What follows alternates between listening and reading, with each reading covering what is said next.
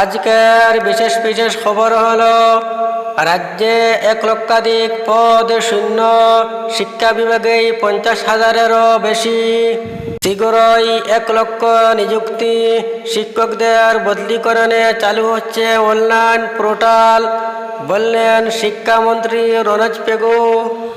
এনআরসির জটিলতা, 27.43 লক্ষের আধার কার্ড আটকে রয়েছে, 63% এনরোলমেন্ট কার্ড সম্পন্ন করা হয়েছে। তুপ সাংসদ গৌরব গগৈর সঙ্গের নির্দেশে গো সুরক্ষা বিল রাজ্যে 1950 সালের আইনের কি হলো? জব কার্ড থাকলেই 100 দিনের কাজ, বললেন হিমন্ত বিশ্ব শর্মা। টিকার বরাদ্দ বাড়াতে প্রধানমন্ত্রীকে অনুরোধ করলেন হিমন্ত বিশ্ব শর্মা। কেন্দ্রে উচ্চ ক্ষমতা সম্পন্ন কমিটির সদস্য হলেন প্রাক্তন মুখ্যমন্ত্রী সর্বানন্দ সোনোয়াল। কেন্দ্র সরকারের বিনামূল্যে রেশন বাড়ল 5 মাস। এবং সর্বশেষ খবরটি হল গত 24 ঘন্টায় অসম সহ সমস্ত ভারতবর্ষের করোনা ভাইরাসের হিসাব। এখন শুনতে পাবেন বিস্তারিত আলোচনা।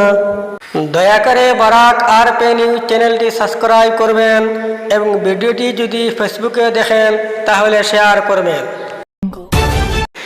রাজ্য সরকারের বিভিন্ন বিভাগের অফিসার ও কর্মচারীদের 1,07,149টি পদ শূন্য পড়ে রয়েছে।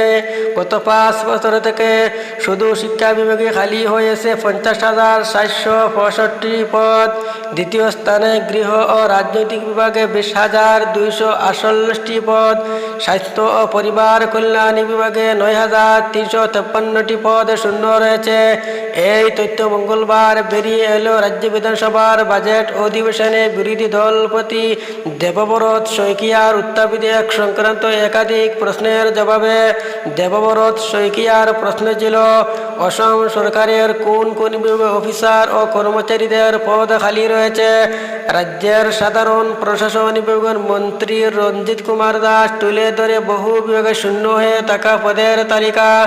এমন বিভাগের সংখ্যা খালি ছিল 50টি।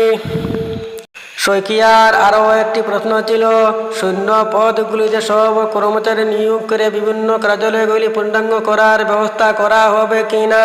মন্ত্রী লিখিত জবাবে জানিয়েছেন, সরকার বিভিন্ন বিভাগে সব পর্যায়ে কর্মচারী নিয়োগের জন্য যাবতীয় প্রয়োজনীয় ব্যবস্থা গ্রহণ করেছে। বিরোধী দলপতি দেবব্রত শইকিয়া জানতে চেয়েছিলেন, নাজিরার মহকুমায় কোন কোন বিভাগ এখনো সম্পূর্ণ স্থাপিত হয়নি, মহকুমাটি পূর্ণাঙ্গ করার ব্যবস্থা করা হবে কিনা? মন্ত্রী রঞ্জিত কুমার দাস জানিয়েছেন, নাজিরা মহকুমায় পশুপালন বিভাগের কার্যালয় সম্পূর্ণ কার্যক্রম হয়নি। রেশম বিভাগ এবং হস্ততাঁত ও এক স্থানে এক নাড়াগাড়ে 10 বছর চাকরি না করলে শিক্ষক শিক্ষিকাদের বদলি নয়। এই নির্দেশ দিয়েছিলেন হিমন্ত বিশ্ব শর্মা। সর্বানন্দ সোনোয়াল সরকারের শিক্ষামন্ত্রী। আর তার সুর মিলিয়েছেন বর্তমান শিক্ষামন্ত্রী ডক্টর রনজ পেগু। জানিয়ে দিয়েছেন, শিক্ষকদের বদলি সম্ভব নয়। একটি বিদ্যালয়ে এক নাগাড়ে 10 বছর চাকরি না করলে বদলির প্রশ্নই ওঠে না। মঙ্গলবার বিধানসভায় এক বিধায়কের প্রশ্নের জবাবে একথা স্পষ্ট জানিয়ে দিয়েছেন শিক্ষামন্ত্রী ডক্টর রনজ পেগু। অবশ্যই শিক্ষকদের বদলির ক্ষেত্রে একটি ইতিবাচক পদক্ষেপের কথা শুনিয়েছেন শিক্ষামন্ত্রী। বলেন, শর্ত সাপেক্ষে শিক্ষকদের বদলি করা হবে। আর শিক্ষকদের বদলি করে নয়া পদ্ধতি আনছে শিক্ষা বিভাগ। নয়া শর্ত বা পদ্ধতি হচ্ছে অনলাইন পোর্টাল। শিক্ষকরা তার পছন্দের স্কুলে যেতে পারবেন না। পিটিআরে যে স্কুলে শিক্ষকের অনুপাত কম, অর্থাৎ যেসব স্কুলে শিক্ষক নেই সেখানে বদলি হওয়া শিক্ষককে পাঠানো হবে। অন্য এক প্রশ্নের জবাবে শিক্ষামন্ত্রী ডক্টর রনজ পেগু জানিয়েছেন, অসম সরকার 1 লক্ষ খালি পদে নিয়োগ প্রক্রিয়া শীঘ্রই শুরু করবে। আর এক্ষেত্রে সরকার পদক্ষেপ হাতে নিয়েছে। অবশ্যই তিনি স্বীকার করে বলেছেন, 1 লক্ষ বলতে শুধু শিক্ষা বিভাগ নয়, শিক্ষা বিভাগে 50,000-এর বেশি খালি পদ নেই। ফলে শিক্ষা বিভাগ ছাড়াও অন্যান্য বিভাগের খালি পদ সহ নতুন নতুন করে পদ সৃষ্টি করা হবে। শিক্ষা বিভাগ ছাড়া যেসব সরকারি বিভাগে পদ খালি রয়েছে সেসব পদ ছাড়াও নতুন পদ সৃষ্টি করার পদক্ষেপ হাতে নেওয়া হয়েছে। অসমে এখনো অবধি 63% লোকের আধার এনরোলমেন্ট প্রক্রিয়া সম্পন্ন হয়েছে। মঙ্গলবার এক লিখিত প্রশ্নের জবাবে বিধানসভায় একথা জানিয়েছেন সাধারণ প্রশাসন বিভাগের মন্ত্রী রঞ্জিত কুমার দাস। তিনি আরও বলেন, 70 লক্ষের বেশি লোকের আধার এনরোলমেন্ট বিষয়টি কেন্দ্রীয় সরকারের উপর নির্ভর করেছে। 27.43 লক্ষ লোকের আধার কার্ড ইস্যু করা হবে কিনা এই বিষয়ে সিদ্ধান্ত নেবার বার কেন্দ্রীয় সরকারের। ব্যাংকিং ও অন্যান্য পরিষেবার জন্য প্রয়োজনীয় এই আধার কার্ড। মঙ্গলবার এআইডব্লিউ আশরাফুল হোসেনের এক প্রশ্নের জবাবে তিনি কথা বলেন। তিনি জানান, এনআরসি নবায়ন প্রক্রিয়া দাবি ও নিষ্পত্তির পূর্বে মোট 27,43,396 জনের বায়োমেট্রিক তথ্য সংগ্রহ করা হয়েছিল। এর মধ্যে 19,06,657 জন সম্পূর্ণ এনআরসি তালিকায় বাদ পড়েছেন। এ বছরের 31 আগস্টের মধ্যে আধার এনরোলমেন্ট প্রক্রিয়া সম্পূর্ণ করতে সব জেলা শাসককে ইতিমধ্যে নির্দেশ দেওয়া হয়েছে বলে মন্ত্রী দাস জানান। তার দেওয়া তথ্য অনুসারে 2,25,00,000-এর বেশি লোক ইতিমধ্যে রাজ্যে আধার কার্ড পেয়েছেন। 1,31,00,000-এর বেশি লোক এখনো আধার কার্ড পাননি। 1,241টি আধার পঞ্জীয়ন কেন্দ্রে রাজ্যে রয়েছে।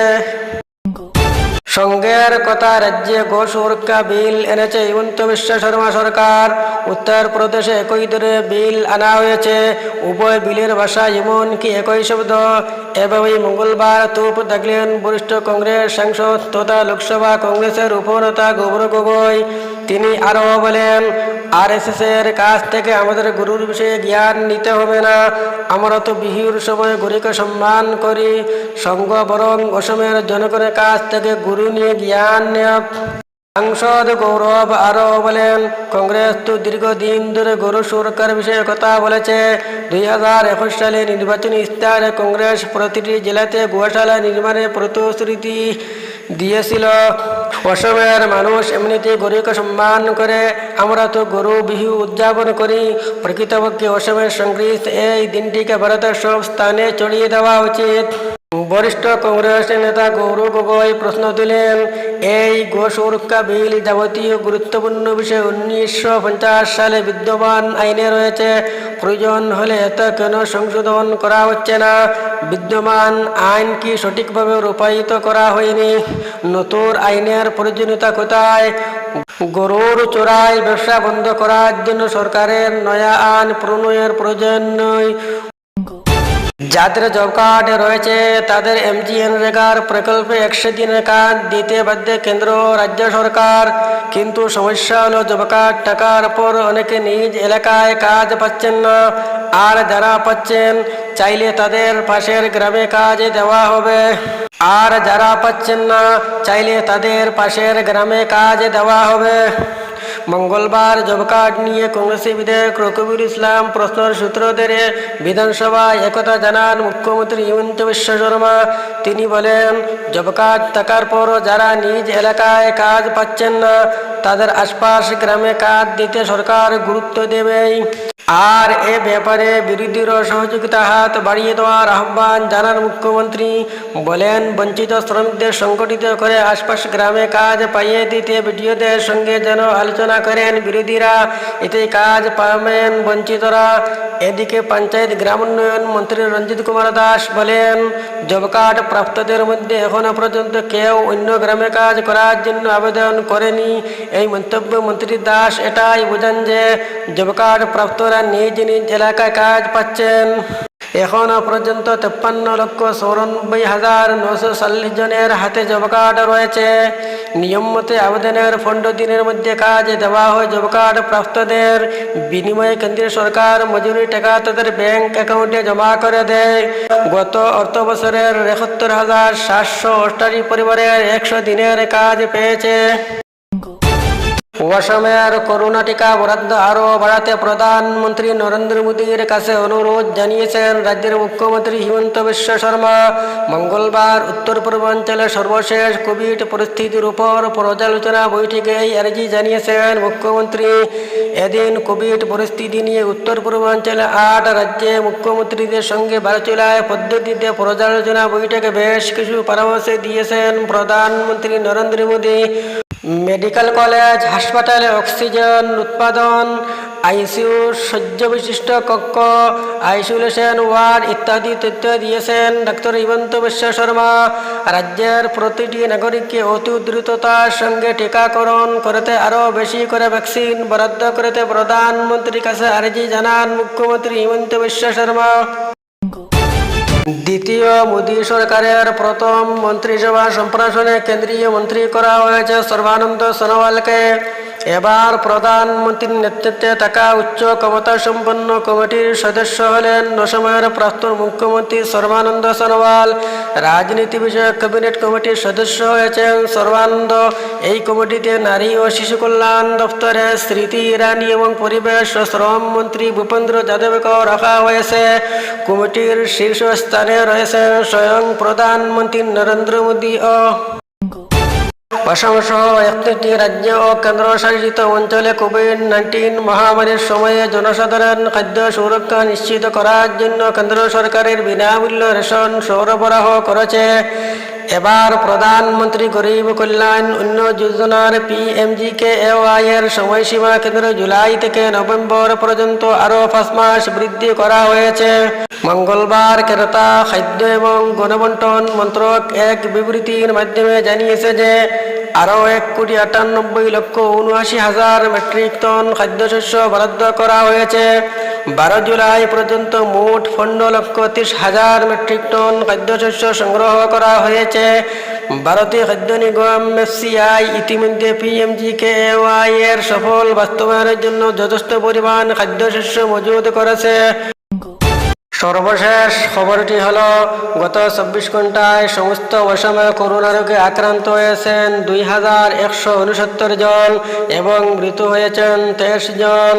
বরাক ভ্যালির 3 জেলায় করোনা রোগে আক্রান্ত হয়েছেন।